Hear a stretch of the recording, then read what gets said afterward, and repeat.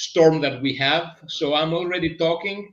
Hello, everybody. This is me, Alex Balasidis, as you know, from V Paragon, the best sales outsourcing consultancy in the world. And it's always Maria Kelly with us, with leadership based in Barcelona. And we are excited today because we have two amazing individuals. We have Miss Susette Germer from Sales Pro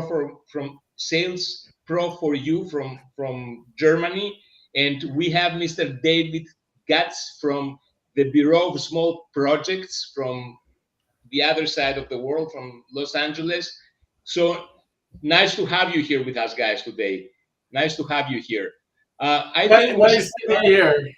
Yes, fantastic. I think we should start by introducing each other. So we would like to hear from you, Suzette, who you are firstly and what you do. If you can give us a short description of about yourself.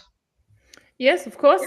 Thank you so much, Alex and Maria, for having us, right? It is a great opportunity to be here because it was very spontaneous, right? So it was not like we planned this now since half a year. It was just like, doing it in 3 days or something, right? Yes, I am Susette. I'm the CEO of Sales Pro for You, which is correct. So yes, and I'm very glad to be here today. And if you like, I can also talk a bit about Sales Pro for You and give a short introduction, Alex, because yes, go ahead, please. Okay, wonderful. So I am based in Germany, in Leipzig, but the company is founded in Switzerland. So we are a Swiss company. And in general, what we do, we are connecting startups, scale-ups, and SMEs with very high experienced professionals. So globally. So this is what we do. So we connect people. That's why we care about kindness, which is the topic of today. And yes, and we prioritize in our work the individual business growth of each company. So in our business, it's all about growth, entering new markets and new regions. So this is what we do. Fantastic. Thank you very much, Suzette. And David from the Bureau of Small Projects. I like the name. I love it too. I think it's so cool. Oh, it's funny. I am not a fan of the name, but everybody, I swear, 3 times a day when we have new people that come to us, they tell me how much they love the name. I like what it represents, and I may get into that a little bit later. But the part that I don't like is the small part. It's there for a reason, but I don't want anybody to feel small. I want everybody to feel special. And we're launching the Bureau of Impossible Projects very soon, which I think will take it to the next level. But thank you. I'm glad you guys like the name. People seem to absolutely love it. It's growing on me.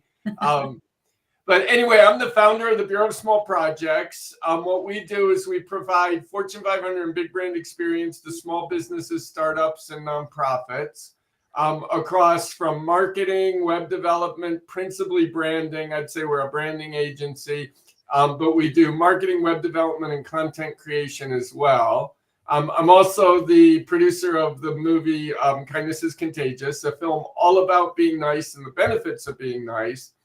And then the Bureau of Small Projects kind of grew out of that, where when I learned about all the benefits of being nice, I wanted to learn about companies. Being an entrepreneur myself, I wanted to learn about how other companies use kindness as a formula for success. And in doing so, I got a little bit jealous because all of these people, their day job was making the world a better place. And my day job was sucking every last penny out of people's pockets. And so in the creation of the Bureau of Small Projects, I wanted to work with people that were making the world a better place. And so I thought, what could I do with my experience to help make the world a better place? And what I came up with is, what if I teach those who are truly doing the work on the ground how to suck every last penny out of people's pockets, but put it to use for the betterment of mankind? And that was the foundation of the Bureau of Small Projects. And then, since you guys asked about the name, where that came from was one of the premises of the film Kindness is Contagious is maybe 1 million small acts of kindness could have more of a difference than a few big ones. And so the whole idea with the Bureau of Small Projects and the name is I wonder if a whole bunch of small changes could have more of an impact than a few big ones. But what I think, David, is that I think if there's a natural communication between people, a communication that is not compromised through external sources, through, I don't know, laws, government, then we will end up on being nice to each other. And I wanted here to, I mean, I would like also to hear your definition of kindness, but what my thinking on the topic is that it's people have the through their education or through culture, they think that when someone wins, then somebody else loses, and that is exactly the wrong misconception, because what happens most of the times is that if somebody wins, then somebody else also wins, and some third party also wins. It's a win-win-win situation. So we need to liberate our minds from I win because I take something and I have it better and you have something worse. If it's free choice there, that's not the case. So everybody wins. Yeah, Alex, I'm a huge fan of that. One of the things that's really interesting is we're very lucky. We get to pick and choose our clients. We have an awful lot of people that reach out to us to work with us. And one of the clients we tend to avoid are attorneys. And my brother's an attorney. I respect attorneys. You know, in America, we tend to be very litigious. So, you know, I think I've got mixed feelings about that. But it brought me to the place that you're talking about, because I asked why some of these people, when I chat with them, they're really delightful, wonderful people. I think most people are kind deep down inside, but they become very difficult to do business with and work with.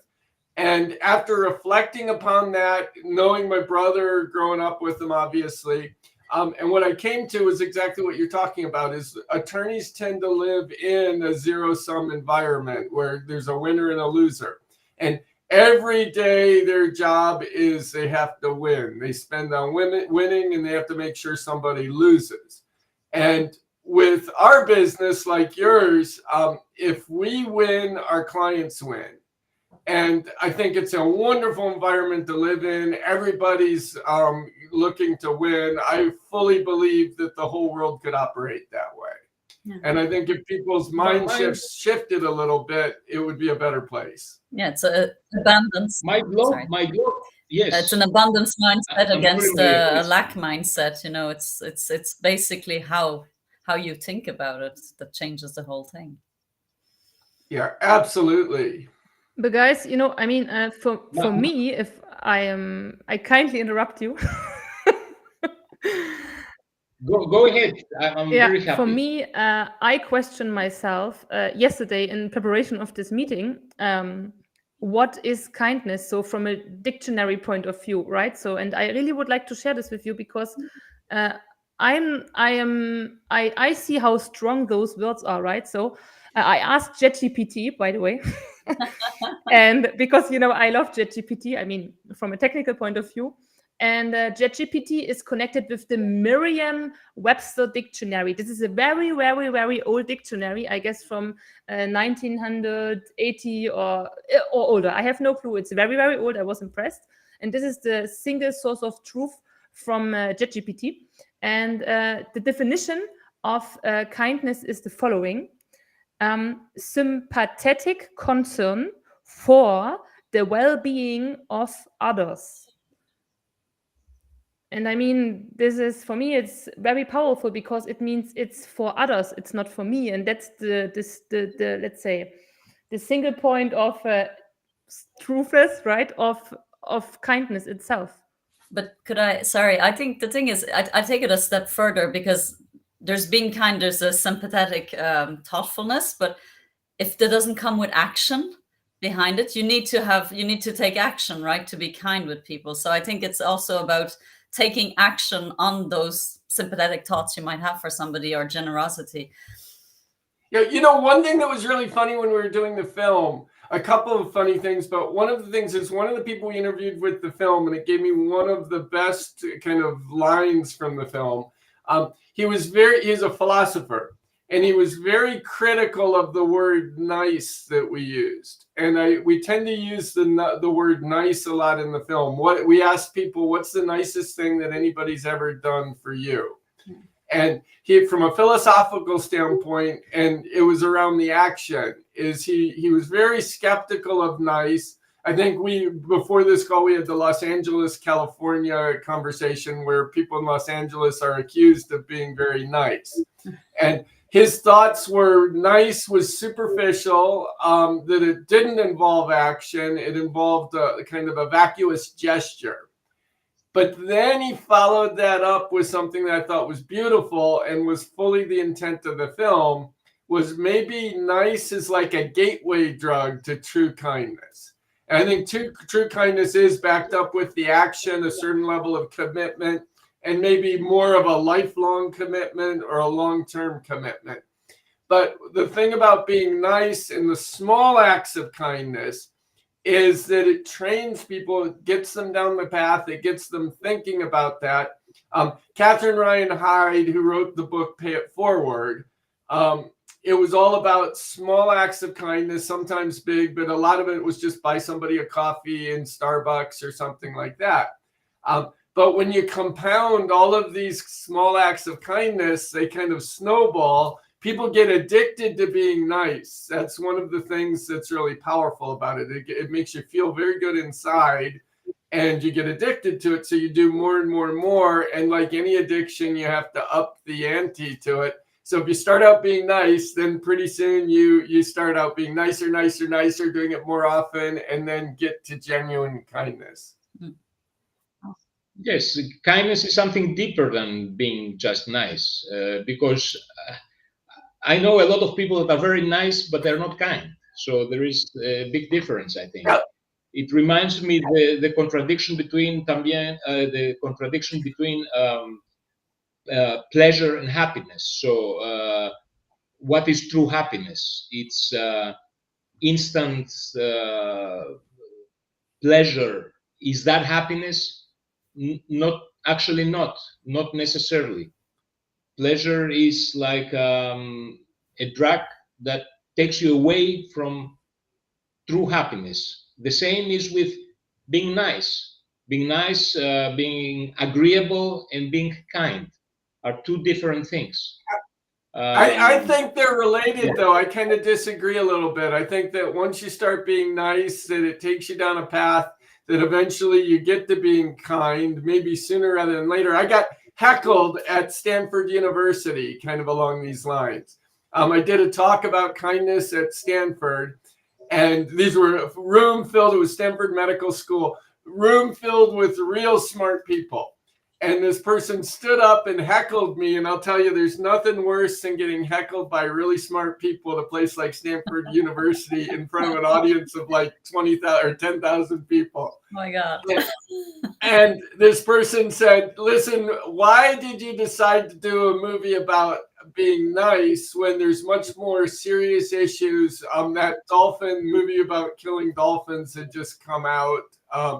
And she got very deep with it, and I started to think, and I said, this movie, I think you've mistaken the movie. It is not a documentary. I think it's very important to draw attention to these serious issues that are happening in the world. However, most of those documentaries that I watch, and I'm a documentary addict, they're very low on solutions. They draw a lot of attention to problems, which I think is important. But I kind of think we're in a world that needs more solutions. And so Kindness is Contagious is not a documentary, it's a do-you-mentary. A film all about being nice, but how to be nice. And it's filled with examples of things that you can do, small little acts that can lead to big changes and big things. But in your opinion, David, what is the environment for kindness to flourish? Where does kindness flourish? And what is the environment that suppresses at the end kindness and everybody becomes more miserable? Well, I think the environment for kindness to flourish is everywhere, anytime, any place in the world. Kindness is contagious, and this is what's really interesting, is it's scientifically proven. With the foundation of the film were these two guys, James Fowler and Nicholas Christakis at Harvard University, who scientifically proved that if I do something kind or nice to you, you will do 4 more, statistically, scientifically proven by guys at places like Harvard University and Stanford who are no slouches, that you will it's scientifically proven, you will do 4 more things, acts of kindness or being nice to 4 more people. Each of those people will do 4 more acts of kindness. And then each of the people they do the acts of kindness will do 4 more. This is where kindness flourishes in both business and personal lives. And then the beautiful thing about this, and again, scientifically proven, that if you do that yourself, the people that you're being kindness with will all be in your close proximity. So all this kindness comes back to you like tenfold. It's crazy. And just by the act of doing 1 act of kindness or being nice to 1 person, it will flourish. It's built into our human nature. It's like what is it? A chain reaction, right? Yeah, it's like a virus, it spreads. Well, we're built that way. You know, the one thing that people don't think about is a lot of people tend to think that we're these lone wolves, these people that are fierce individualists. I think America is probably the place that propagates this the most. But we're not. We're what's called a superorganism, like ants, termites, bees. We work together collectively to achieve things. All of the great things that humanity has been done by a massive group of people. Putting people on the moon, writing, operas. They're not one person, and you get down to it, somebody has to build the foundation of it. It's collective knowledge over the years. Putting somebody on the moon, somebody's got to smelt the metal for the rockets. They have to create the fuel. They have to design the computers. They have to put the whole thing together. I mean, it's probably billions of people that put that together. And kindness is the glue that makes them all work together. Nobody wants to work with somebody that's a jerk at all. And so the only way anything in humanity gets done is by a group of people, and kindness is the glue to that. And that's why it's hardwired into our bodies. It's crazy. But oh my God, but David, being not a jerk, I mean, this means you be just so super nice if you, for example, do like Alex is an expert for, you do a lot of negotiations, I mean, kindness could be used as a tool in negotiating, right? I mean, if you're a salesperson, or maybe also if you, I don't know, in any kind of other position. Yes, Harvard Business School is one of the biggest proponents for kindness. And Google Harvard Business School and kindness, and it's crazy how much stuff comes up there. And they did one of the best talks about negotiation ever. Whenever I talk to somebody who's naive about negotiation, they always say, oh, you got to turn the screws on people and you got to go in high and crush them and all this. But what Harvard pointed out in this talk about negotiation, and it was designed for their outgoing students so that they could negotiate the single most important negotiation of their life, which was their first job. And what they pointed out, that if you want to win in a negotiation, the person you're negotiating with has to like you. Yeah. And if they don't like you, you may get a little something out of the negotiation if you have leverage, if you have other negotiating tools, but you will get less, because the person you're negotiating with, if they don't like you, they will be doing everything in their power that you get less out of the negotiation. Yeah. But if they like you, they're more apt to concede more, so you will have a more successful negotiation. And then this... And how... So sorry, let me say that, because how are you going to make them like you? By being generous, by being nice, by giving. I'm in marketing and branding, and there's a real powerful tool in sales, Susette, as well. It's called reciprocity. That one of the tools, a very powerful marketing and sales tool, is you give something to somebody, and then they're kind of inclined, because it's hardwired into our body, to give something back. And when you're negotiating, same thing. If you're nice to somebody, if you give them a little something, they're more inclined to give you something even bigger back. And I also remember the nice advice Alex gave to me during our podcast episode. He told me also important is, but because I think also this is nice, because he said you have always to remember, Alex, I hope you can correct me if I'm wrong. You have always to remember you have one mouth and two ears, right? And I guess this is also very kind, because if you are going to listen, you can also understand in a kind of an empathic way what you should do. And I guess empathy is also kindness, right? Well, Alex is the win-win guy, right? So if you're in a negotiation and you give something and they give something bigger back, and then you give something even bigger back, then the negotiation gets bigger and bigger and bigger. And then in business, like, kindness is crazy good business tool, is that if everybody's giving something in business, you have your client for a much longer time. You give them a little something, they give something back. They give you more work. You do a little extra for them. And then everything just flourishes and thrives. And it just supports Alex's win-win philosophy to sales and business. Yes, I changed a lot through the years, right? I'm 55 now. What I'm thinking now, it was not what I was thinking always in my life. And through meeting a lot of people, I reevaluated my positions in life, and I could also be more objective and see in the past perceptions that I had, which led to the wrong understanding of the world. So when you understand that the other person that you have in front of you wants also to win something out of a business agreement, out of a relationship, and understand that there is nothing wrong with that. It's nothing wrong with that. It doesn't mean he's doing something against you or something bad. Once you have this understanding, and once you forgive also people for the mistakes that they do, which also every one of us does mistakes, then you're going to have a better understanding. So no one is perfect. Things happen in life.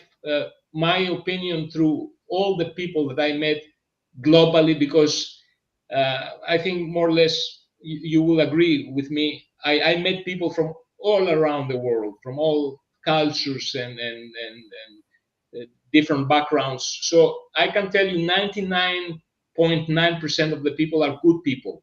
Even the ones that you don't like necessarily, they're not necessarily bad people. They are people that maybe they have their problems. It's a bad day. It doesn't mean that they are profoundly bad. There are evil people, but that's a very small percentage. Most of the people are very good people, and if you have the right way to approach them, and you approach them at the right moment, then very good things can happen. Yeah, one of the things that profoundly changed me in making this film was that people were very influenced by the saying, "Nice guys finish last." And again, scientifically, absolutely not true. Nice people, they believe it or not, statistically, nice people make more money than not nice people. I was very surprised by that. But when you think about it, it makes perfect sense. Nice people have better jobs, because who hires not nice people? They get more promotions, because who do you promote? The guy that just did something terrible to the company or yourself, or the somebody that's got your back? They have better family lives, more friends, which in today's business world is super valuable. And then they actually physically live longer. And when you look at all this stuff, and then you take it into business, it's a phenomenal attribute to business. And what we found were so many nice, wonderful people, because I believe full-heartedly, Alex, that everybody, or the vast majority, there are a few people that are wired wrong, that are just plain evil, but the vast majority of people deep down inside want to do the right thing. They help people. If somebody's in trouble, they will help the person that's in trouble. And they're very surprisingly selfless. but they were influenced by that saying, nice guys finish last. And sometimes they did things that weren't so nice because they didn't want to finish last, not because they didn't want to be nice inside or kind inside. Yeah, it's like this thing about women not liking nice guys. That's not true. We love nice guys. I personally don't like jerks. So I don't know where that's Maria. from, That's very right? crazy. A very crazy example. Like, women don't like nice guys. That's not true. We love nice guys. But I think here there is a misconception because I mean what you say is absolutely correct. But I have to say something here about women and nice guys. Let me put it like that. What appears to be a nice guy, an agreeable guy, it's not necessarily a nice guy. A nice guy we're is talking somebody about the real nice guys, Alex, not the the guys real nice guys, to be the nice ones to that a girl in the constantly- bar. We're talking about the real ones. Yes, Yeah, the real ones. the win-win guy is surprisingly jaded, isn't he? Oh my God! I'm dying. Yeah, David, he does this. I've been married for 25 years and going strong. Yeah, I'm with both of you. I think women like nice guys. I think I'm nice. Not always. I'm like Alex. I have my moments, you know. But yeah, I think that women like nice guys. They stay with nice guys. I think it makes for a better life and a better relationship. You know. Yeah. Being nice is super easy, right? This is the good part with kindness. So it's very easy to be kind. To be evil, you need more let's say brain power, right? You know, also one thing that was interesting is a lot of people talk about, how like bad people, they cheat and steal, they get ahead in the world, and maybe the not so nice guy gets the girl every once in a while or in the short term, right? Yeah. But it's the long term where all of this stuff matters, right? Like the making money part. It's not like, the one deal where this guy made a ton of money or something like that. It's over the long term in the course of a career and a lifetime. And, we hear about the sociopath CEOs that make a phenomenal amount of money. And they're like a lot of the CEOs in companies, they say, are sociopaths. But what we forget is that still a small fraction of the people in the world. And the vast majority of sociopaths are in prison. And I think with the women and the nice guys, they may have little flings and small relationships with them, but the long-term thing is always with the nice guy. It's not with the sociopath. Agreed. And some of those CEOs are in prison too, by the way. A lot of them are. Not enough of them, but some of them. Politicians, CEOs, a lot of them are in prison, and I vote for more and more every single day. Yeah. Yes. Yeah, it's a very deep topic. I think it's which has also a lot of interpretations. I think these superstar CEOs and all these people that we see online and in the news. I mean, what percentage are they? Those famous Not that much. Well, no, they're a tiny percentage, right? And they stand out because they've done something that's horrible. So you notice them. Yeah. Whereas the people that everyday kindness, you don't notice quite as much, but they make a big foundation. You know, and then another thing that being mean does is it kills them, right? The stress of being not nice and having to deal with all the lawsuits and the problems and the stuff like that. They tend to die young too because they have to deal with all that stress.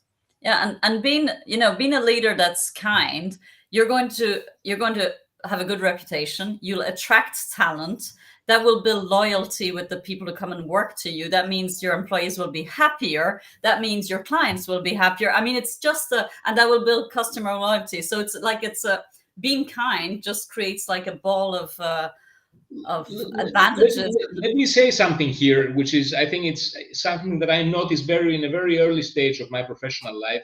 So I was selling food in restaurants back many, many years ago. So once you went to a restaurant where, the lady in the cash machine, she was rude. The waiter, he was not polite. Then the owner of the restaurant was also a jerk, right? Mm-hmm. Where you went to a restaurant where the lady, she was very nice and polite, and the waiter was a nice guy, and The culture. the owner of the place was also a very nice guy. So everything comes from the head. So if you have a very nice guy as an owner, everything is going to flourish, and you're going to have nice people. They're going to feel at home. Because It's not only about how much money you make. It's also about how you feel. Well, you know, the thing that's beautiful from an owner's standpoint, a business owner's standpoint, is when you make kindness and the foundation of your business, what's really wonderful is you attract very kind, if you double down on the kindness, you tend to attract people that are extra kind, both your employees and both customers and clients. And then when you have wonderful, kind clients, I mean, we always have difficult business situations. Problems constantly arise in business, challenges, things don't turn out as expected. When your clients are all super nice, those problems become delightful. You work through with them together. Again, on your win-win thing, Alex. But it makes for just life being wonderful, that every single day, every time you talk to your clients, they're wonderful people. And then when you have problems and problem clients, the problem clients are wonderful. And when you have to deal with the problems as a business owner, because most of the problems fall on the business owner, I'll tell you, when you're working with a delightful, wonderful person to work out a problem, it is the best thing in the whole world. I agree. I cannot agree more. Yeah. And it just snowballs, right? It's like then you get really nice clients, you attract really nice employees. The employees make the clients happy. They tell your friends. You know, at the beginning of last year, we made a decision because we've grown really, really fast. A testament, I think, to the kindness working. We've doubled in size almost every single year since we've been in business. We just made the Inc. 5000 list of fastest growing companies in America. And in growing so quickly, we did not screen our clients as well as we should, and we did not screen employees as well as we should. And we had a very difficult time this time last year. And the solution that we came up with was we fired the clients that weren't very nice, and we fired the employees that weren't very nice. And we did it in a very nice way. I mean, we didn't say you're a jerk, you're fired. We said, you know, it's all about the fit. And it was financially very taxing on our organization because we gave the retainers back to all of the clients that we fired. We figured, you know, we didn't want to put them in a difficult spot. It was our choice, not theirs. And as a result of that, we had a very, the beginning of last year was a very difficult time for our company. But when we came out with it, oh my God, it was so delightful. The clients that we wound up retaining were absolutely wonderful. The employees that we wound up retaining was absolutely wonderful. And it's been literally like heaven in a business. It's been amazing, you know? But Yes, okay. Yes, so Susette, please. Yes, when you do something that is something that it's my advice to all young people and those ones that they want to become businessmen. When you do a business, you will do thousands of mistakes. That is impossible not to do so. You cannot achieve perfection by starting something, but you start and you're going to do 50 things wrong. You're going to do 70 things right. So next time you're going to be a little bit better. So same as you said, like we had many wrong clients, wrong employees. Same applied to me. I learn through it's a learning process. So we try. I think we now have better clients and better employees. Yeah, when you have a difficult situation with a client and they're pointing out everything wrong that you're doing, you're pointing everything wrong that they're doing, then it takes all this energy and it brings the whole conversation down. But when you have a delightful client where when you do things wrong, you fix them, right? And you know they point out something that you screwed up on. We all make mistakes. You're like, oh my God, you're right, and you fix that mistake. It brings everything up. And, you know, it's the collective of bringing things up that makes businesses and, you know, and life successful. And it builds stronger relationships as well with these clients, right? Our very first customer is still with us. And that's the thing I'm most proud of in the whole world. It's just wonderful. It's like a physical reaction, right? Like energy conversion. You know, I mean, you use this good energy, what you have and what your client have and what your team have, and then you just funnel everything, and then and then it helps your business to grow. I mean, if you follow such rules. I mean, if you be like David just said, very mad and in a very bad, let's say, mood all the time, you will also attract only people who are in a very bad mood as well. Which puts you in a bad mood. And Alex, the one thing that I didn't say in the documentary Kindness is Contagious is bad things are contagious as well. Absolutely. And this was a documentary, a film on how to be successful and use kindness as a tool of success. So we only talked about the good stuff. It wasn't like an overview on emotions. But bad stuff is also contagious. So, Susette, you're absolutely right. If you're in a bad mood and you treat people poorly, then they treat you poorly, and then it just keeps going and going and going. James Fowler and Nicholas Christakis in their book talked about the vendettas in Italy, where they'll have a family that's in the mafia or something. I mean, I hope I'm not offending anybody with this. I know the story of vendetta, because in Greece you have a similar situation in the island of Crete, which I have family coming from them, and there is vendettas that go for centuries. Yeah, and they decimate whole families because everybody's killing everybody else. One person got killed, then they have to get even, then the other people get even, and it decimates entire families. Because of the great grandfather's fight about a goat. Nobody doesn't even, they don't even know why they're fighting. So so I want to, as a final, because we need to end the live stream. Really? Why? Alex, don't do that. Yes, it's booked for a half an hour. So I want to ask you for a final quote, David. What would be your final, let's say, quote? A final quote is nice guys finish first, believe it or not. Okay. Can I ask one question too? David, where can we find your documentary? There's two ways. One, it's all we got very, very good distribution for it. So you just Google it. It's on iTunes. It's on Amazon. It's not on Netflix because they didn't want to pay enough for it, and we had a really tough distributor that in some ways was great, but on other accounts, I think that it should be given away for free everywhere. So one way is go on Amazon and iTunes and you can buy the documentary. But if you email me at the Bureau of Small Projects, just Google Bureau of Small Projects any way that you can. And then there's an email at the bottom and then there's a form at the top. Email me. And one of the things that our distributor forgot to put in the contract with that, which I jumped on, is they forgot to include educational rights to the movie. So we retained all of the educational rights. So as long as anybody listening to this agrees to learn from the film, email me and I will send you a free educational copy of the film. I will be emailing you straight after this. You got it. Very good. Very good. So thank you very much, David, for being with us here today. Susette, same to you. You are the organizer of this amazing event. Thank you very much, Susette, and Maria. Thank you always. And in 2 weeks, we're going to be together. Back again. Thank you, guys. Thank you, guys. Bye-bye. It was an absolute pleasure, Alex. Thank you, guys. Absolute pleasure, David. Bye-bye. Thank you.